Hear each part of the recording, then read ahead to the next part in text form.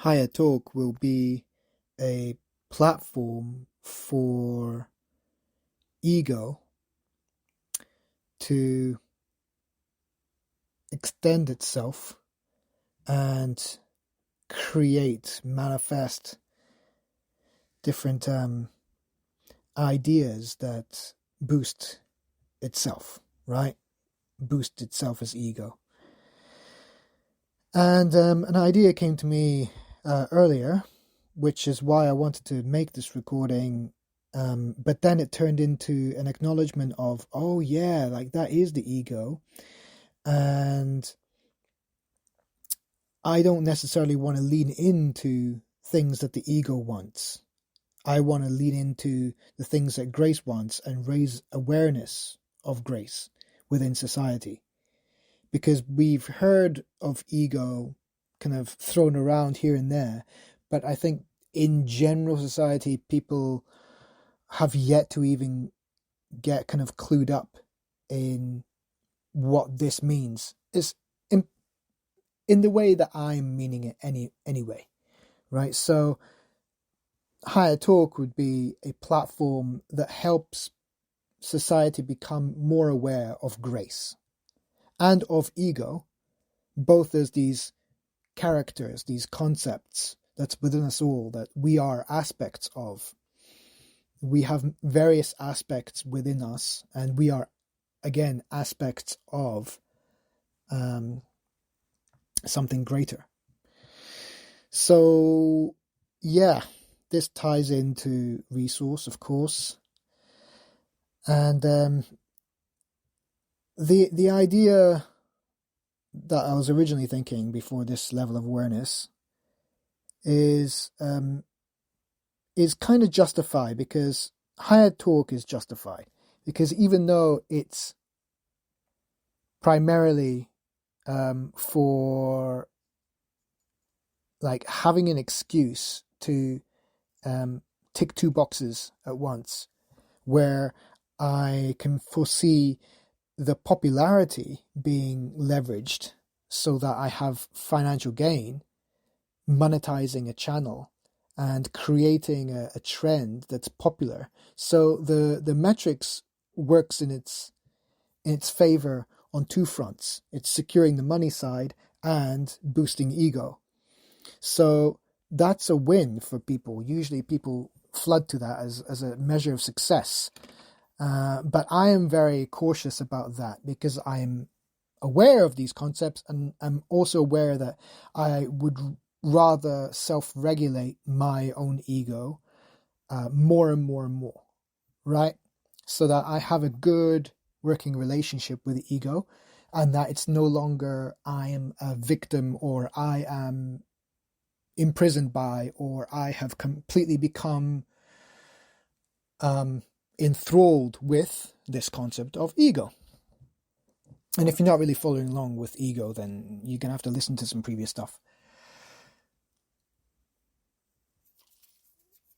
So that's why I wanted to identify, okay, well, if I want to raise more awareness to grace and attune more to grace, but I do understand that in day-to-day life, I am more of ego than I am of grace and chaos. And so in the day-to-day life, my day-to-day experiences and my day-to-day expectations of myself and judgment in general, the spectrums shift towards the ego state. And I don't want that to be governed. I don't want to be governed by that necessarily, that I have to be in the ego state as a default state. As far as I'm aware, though, in this physical shape and form, the way I am and the way I have been says that I'm going to stay within the ego state, within the ego spectrum. I'd like to shift more into the gray spectrum, but I have to be fine with that if the best I can get is a tourist visa, to keep dipping in and out visiting states of grace and then having to tune back out. Um, that, so be it. This has been extremely enlightening and extremely valuable for my life to have this ability and capability, more like access to attune more to grace and feel all of these things in the music and the appreciation for art and the subtleties and beauties of everything, and connecting all these dots together, and and developing this concept of resource and the core aspects and all that stuff, which is not something that I've actually mentioned before properly. I've mentioned characteristics, characters in the story of resource, like ego, grace, and chaos being the three main ones so far. The trichotomy of those three characters, they can also be known as what? Ego would be self, and grace would be not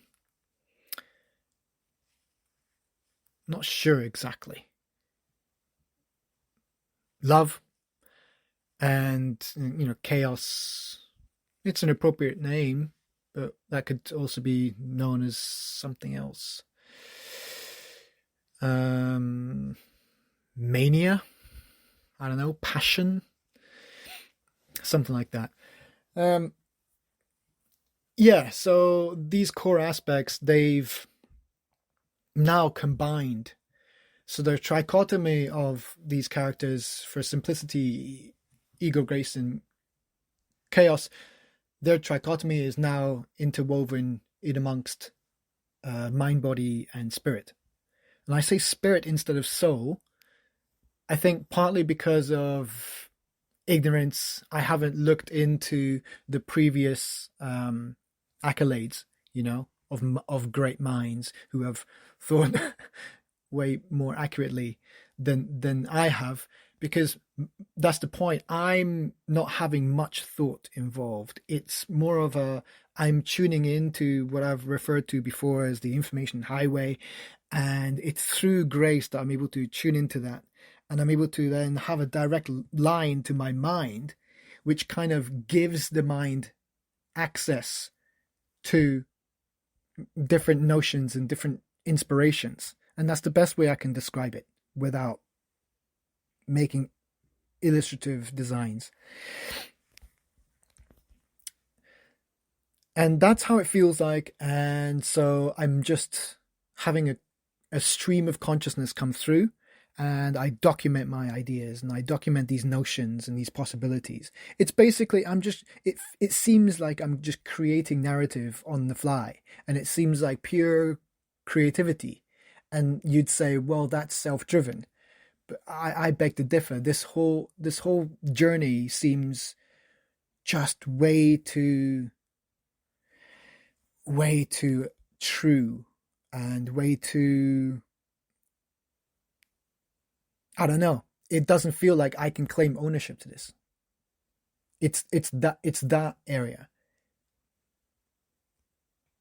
Being aware enough to kind of document my own inner experiences and journeys, and making a log and documenting my observations and creating terminologies and stuff.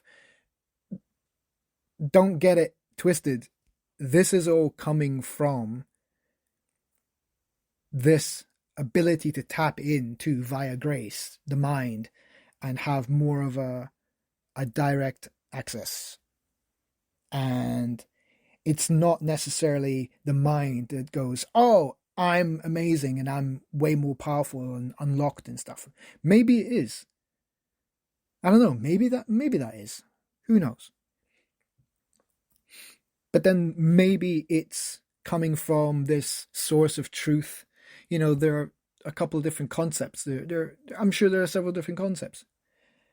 And I don't claim to know which one is right or wrong. It's just how it's coming to me.